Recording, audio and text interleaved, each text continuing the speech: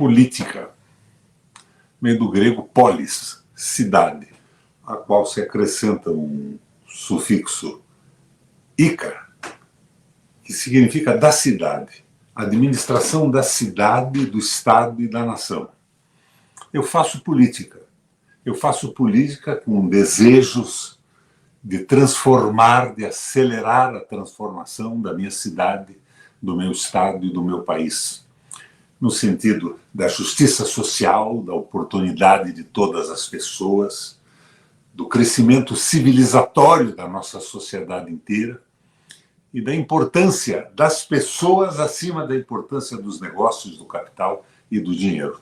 Embora o capital seja bom, quando ele gera emprego, quando ele levanta o nível tecnológico, quando ele faz com que o desenvolvimento econômico aconteça, ele acelera o desenvolvimento econômico. Eu faço política por isso. Eu estou fazendo agora esse live aqui no Twitter, no Facebook e no YouTube.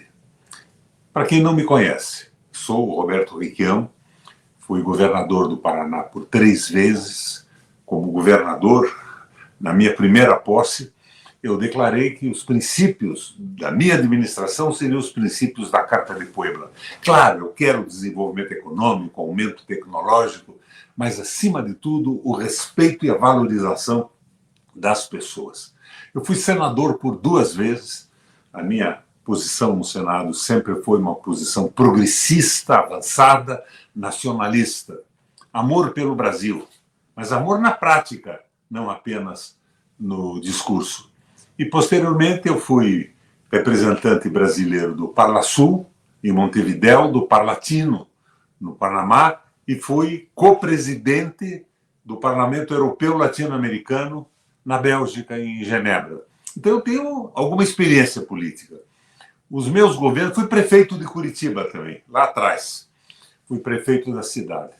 Como governador, para vocês terem uma ideia do veso, da linha dos meus governos, pela primeira vez no Brasil se implantou as cotas raciais, para os negros, para os índios, foi aqui no Paraná.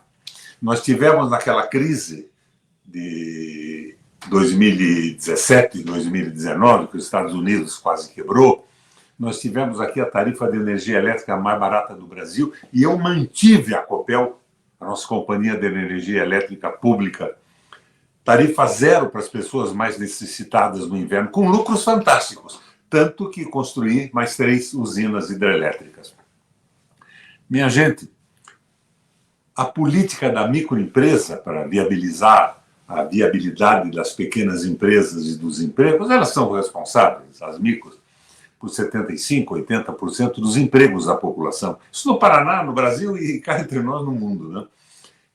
Essa política foi começada aqui no Paraná. Depois, o governo federal do Lula acompanhou a nossa proposta, mas a nossa proposta era mais enérgica, era mais eficiente, mais generosa que a própria proposta do governo federal, que, aliás, era boa também. Então, minha gente, eu saí do PMDB, partido que eu ajudei a fundar aqui no Paraná, eu fui fundador do PMDB, eu era o filiado número 1 do partido, porque o PMDB foi para a direita.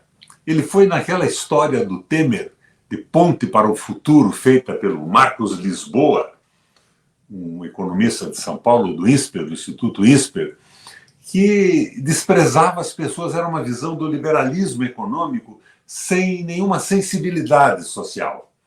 Eu achei aquilo terrível e o meu MDB começou a ir nesta linha. Essa linha que para mim era uma linha terrível, porque desprezava as pessoas, sacralizando a economia e o capital. Então, eu posso dizer a vocês que eu estou na linha do Papa Francisco. Capital pode ser bom quando subordinado aos interesses das pessoas, das famílias, mas ele não pode dominar o mundo, dominar um país. Saí do PMDB e, naquela disputa de Bolsonaro, aliado ao Guedes, e o Lula, eu fui para o PT. Eu fui para o PT não tinha candidato a governador, eu fui candidato a governador do Paraná, numa situação dificílima. Muito pouco dinheiro para a campanha e o domínio total da estrutura de comunicação do Estado na mão do rato. E eu estava há 12 anos fora do Paraná, fazendo a política do Palatino, do Parlasul, do Parlamento Europeu Latino-Americano. Tinha pedido esse contato direto com as bases. E não tinha mais possibilidade de comunicação. Mas eu entrei na campanha para ajudar o Lula a ganhar a eleição e derrotar aquela visão liberal que, para mim, era extremamente maléfica em relação ao que eu pensava e esperava do nosso processo civilizatório do Brasil. Eu entrei na campanha. 10 dias antes da posse do Lula, ele ganhou a eleição, ele me ligou. Disse: Requião, eu preciso falar com você pode vir a Brasília? Eu quero discutir com você a política do Paraná, quero discutir a política, vamos conversar sobre isso. Eu achei bacana aquilo. Eu entrei na campanha do Lula, em todos os debates públicos que o Lula fez nas redes de televisão, ele se referia a mim como um aliado indispensável, de boa qualidade e tudo mais. E eu queria ter uma oportunidade de falar um pouco sobre economia e ajudar a construir essa transição do Brasil para um país melhor. Mas, de repente, não mais que de repente, eu não sou convidado para a posse do Lula. Eu acabei, através da pressão de alguns companheiros aqui, conseguindo, na véspera, um convite. Daí fui dar uma olhada naquela coisa toda lá. Mas depois disso eu não tive mais contato. A tal entrevista que o Lula havia solicitado comigo nunca aconteceu, ele nunca mais falou comigo. E eu passei a ficar completamente isolado da política brasileira, que eu tinha, com tanta esperança, ajudado a vitória contra o Bolsonaro e com uma fé no Lula, que é uma figura que eu, inconfessavelmente, admiro. Admiro mesmo pela sua trajetória de vida e tudo mais. Então não vamos esconder isso, não. Tenho uma admiração profunda pelo Lula. Mas daí eu percebi o que acontecia no Paraná. Um grupo de empresários fortes aqui do Paraná, numa reunião em São Paulo, com a tal Frente da Esperança. Sim, outra coisa, na campanha eleitoral, Paraná foi o único estado em que o Alckmin não apareceu. Ele não veio no palanque do comício monstruoso que nós fizemos aqui, e não veio ao Paraná em nenhum outro momento. Eu fiquei isolado disso. Mas eu, nesse processo, recebo um aviso, uma comunicação de um empresário, meu amigo, que participou de uma reunião em São Paulo. E ele veio e me disse: Requião, na reunião, o pessoal da Frente da Esperança, os empresários e aquele grupo todo, disse o seguinte, que no Paraná você não pode participar de nada, você está vetado no Paraná. Eu morri de rir, não acreditava naquilo. Mas, com o tempo, eu verifiquei que isso estava acontecendo mesmo. O PT se desligou de mim, perdi o contato. Os ministros vêm para o Paraná, eu não tenho nenhum aviso. E antigamente, quando o Lula estava preso, eles vinham aqui na minha casa. A reunião com o Lula sempre 2, 3 horas da tarde, vinham de manhã, almoçavam aqui. E se vocês olharem na internet, tem os grupos de todos os lulistas do Brasil passando por aqui, batendo um papo. E alguns até aqui nesse porão da minha casa, fazendo uma live comigo, batendo um papo na defesa do Lula, que estava absurda e injustamente preso. Mas, minha gente, eu fui isolado. Agora, esse isolamento tinha que sentido? Depois de tantos elogios que eu recebi do Lula nas suas redes nacionais, nas entrevistas que deu nas grandes redes pagas de televisão, eu comecei a perceber o que era. O Lula anuncia, junto com o Ratinho, uma concorrência para o pedágio no Paraná. O pedágio do Paraná tinha sido um dos grandes escândalos do Brasil. Sou eu que digo, né? O Tribunal de Contas da União, do Estado, do Ministério Público Estadual e Federal, todo mundo diz a mesma coisa hoje. Mas o Lula, do lado do Ratinho, anuncia o pedágio do Paraná. E como é que aconteceu o primeiro lote do pedágio? O vencedor do lote foi uma empresa de investimentos das Ilhas Caimã, um paraíso fiscal. Todo mundo sabe o que é um paraíso fiscal, né? É o dinheiro mal havido do mundo inteiro que se reúne por lá para não pagar impostos. Inclusive, deve haver dinheiro brasileiro também nisso. O segundo grupo de pedágio, quem ganhou, foi uma empresa sem concorrência, entrou uma só. Por 35 anos, com mais tempo de prorrogação, um absurdo completo. E o Lula me aparece na televisão junto com o Rato anunciando o pedágio. E o ministro do Lula, o Renanzinho, o filhote do Renan, disse que o Brasil vai fazer igual agora, porque o Paraná é o exemplo da licitação. Meu Deus, eu fico envergonhado em relação a isso. Eu comecei a perceber por que o Requião não servia.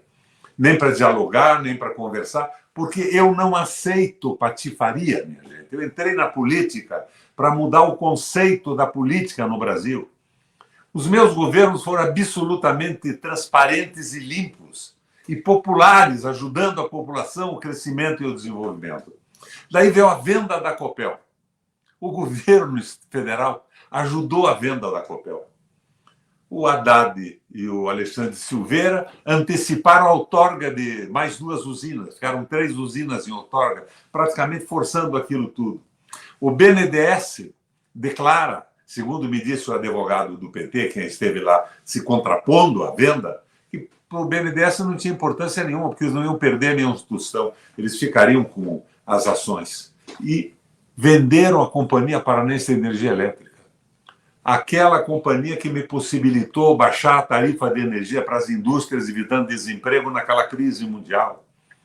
Aquela companhia que me possibilitou fazer irrigação noturna, com preços baixíssimos, 75% de desconto, jogando a nossa agricultura para cima. Venderam a Copel. E nenhuma palavra contrária do governo federal. Pelo contrário, além de não haver palavra contrária, houve uma complacência absoluta. Portanto, eu não podia mesmo estar dialogando com o PT e participando do governo de alguma forma. Eu tinha que ficar fora, o Requião não servia. E agora, mais recentemente, eu vejo, por exemplo, na internet, que reverteram a privatização do Porto de Santos, mas estão privatizando o Porto de Paranaguá. Estão colocando na entrada do Porto de Paranaguá, no canal da Galheta, um pedágio privado para um grupo de malandro qualquer ganhar dinheiro com a entrada dos navios. Não tem cabimento isso, o Porto não precisa disso. E estão vendendo áreas do Porto, serviços do Porto, com a complacência e concordância absoluta do governo federal. Minha gente, por isso que o Requião não servia. Mas eu quero dizer a vocês que, na minha opinião, o governo do Lula ainda é excepcionalmente superior ao desastre do Guedes e do Bolsonaro. Porque o Lula, pessoalmente, tem uma sensibilidade social com as pessoas, com o povo. Ele é um exemplo de superação na vida de onde ele nasceu e onde ele se encontra hoje, na presidência da República. É um sujeito extraordinário. Essa sensibilidade social faz com que ele pense em que o povo tem que comer 3 vezes ao dia. É claro que tem que comer 3 vezes ao dia. Mas Lula, companheiro, não é só isso. O povo tem que ter evolução civilizatória, tem que ter acesso às universidades, ao conhecimento, ao crescimento econômico. Senão, nós nos transformamos numa senzala de um povo bem alimentado. E daí vieram também as políticas federais, o arcabouço, que nada mais é que o teto de gastos, sustentado lá pelo Temer e pelo Bolsonaro. E o Haddad diz, não queremos dinheiro de iniciativa privada. Desculpem, não queremos dinheiro do Estado, só da iniciativa privada. E tentam abrir o Brasil para o mundo. Você sabe o que está dando isso? O dinheiro dos investimentos no Brasil em dólar caíram 85% até agosto. Eu vi esse dado numa live do Ciro Gomes, deve estar correto. Não estou endossando tudo o que o Ciro disse, mas estou dizendo a você está correto. Nós perdemos 85% dos investimentos estrangeiros. Mas investimentos que vieram para especular, para ganhar em cima de juros altíssimos. A agressão do Lula ao Campos Neto do Banco Central acabou. O Haddad vai para Miami e, junto com o Campos Neto, de mão dada, recebe um prêmio de um tal de Instituto Internacional, uma coisa dessas aí, um prêmio como o melhor secretário da Fazenda do mundo e o melhor presidente do Banco Central da história do planeta Terra. Minha gente, o que é que está acontecendo? Não tem lugar para Requião nisso. E eu, de certa forma, me sinto estranho no ninho. Eu entrei no PT com vontade de ajudar a montar o partido, defender as políticas nacionais, jogar o Brasil para frente e com uma fé danada na força do Lula.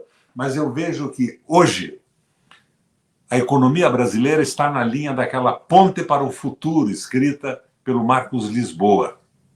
Mesma linha do Guedes. O Guedes elogia a política econômica do Brasil.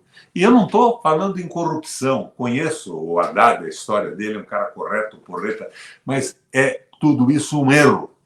Como foi um erro vender a Copel, como foi um erro botar o pedágio tudo com a companhia do governo federal, como é um erro a privatização do canal da Calheta do Mar em Paranaguá, não tem cabimento isso.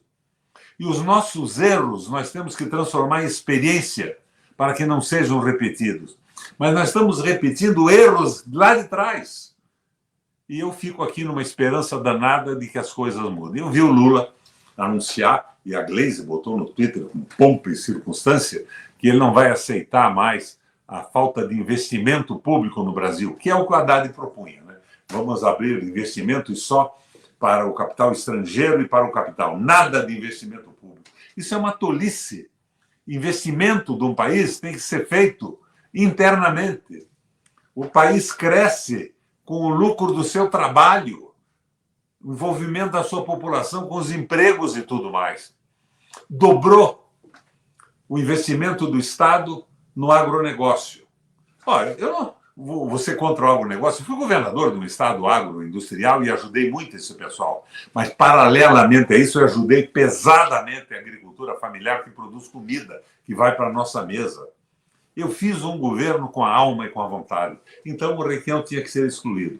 Eu estou fazendo essa live, de certa forma, atendendo o apelo dos meus amigos que dizem: mas, Requião, por que você está fora disso tudo? Por que você não participa? Olha, não estou procurando emprego. Eu fui governador 3 vezes, fui senador 2 vezes, fui presidente do Parlatino e do Parlasul brasileiros e fui presidente, co-presidente do Parlamento Europeu Latino-Americano. Eu queria que as minhas ideias, as ideias da campanha, os compromissos fossem mantidos. Mas o que fizeram com o Paraná até agora? Nós vamos entrar numa campanha agora.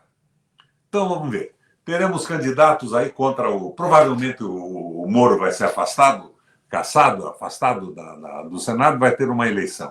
Então, lançamos nós, da Frente da Esperança, um candidato, vai ter que pedir, explicar por que estávamos a favor da venda da Copel, do pedágio criminoso, da privatização do Porto de Paranaguá, do Canal da Galheta e disso tudo. Da venda da Eletrobras. Tem cabimento isso, minha gente? Nós estamos errando, mas ainda é tempo de acertar. Eu tenho a impressão que o Lula está meio afastado disso tudo. E eu vi ontem uma entrevista na internet do Guedes. A proposta do Guedes é exatamente a proposta que a nossa Fazenda está lançando para o Brasil. Por que essa luta toda? Se o Guedes e a sua proposta é que aponte para o futuro, é que dirige a nossa economia. Minha gente, é um erro. A população está sendo ignorada, deixada de lado. E nós podemos estar entrando numa crise brutal, inclusive por falta de investimentos no Brasil. Mas ainda há tempo. Vamos pensar nisso, minha gente. Vocês que estão no governo, eu estou fora, vocês me isolaram, me afastaram, né? O Requião é um perigo. A Frente da Esperança não quer saber do Requião. Se reuniram com empresários lá em São Paulo, disseram: Requião no Paraná não pode participar de nada. Daí me ofereceram um cargo no Conselho de Administração de Itaipu para ganhar R$37 mil por mês e ter uma reunião a cada 2 meses. Eu não sou brinquedo, minha gente. Eu não entrei na política por causa de dinheiro. Embora eu esteja duro, quebrado, eu sou um político que não tem aposentadoria pública. Eu sou o único governador que não recebe ainda o salário de ex-governador, a verba de representação. Todos estão recebendo. Aqui no Paraná, Paulo Pimentel, José Richa, todos os anteriores, inclusive, pasmem os senhores, os meus 2 vices estão recebendo também. E eu que fui governador, não. O governo nega. E eu estou aposentado aqui com R$3.572 do INSS por mês. Mas não estou reclamando isso. Estou reclamando espaço de participação.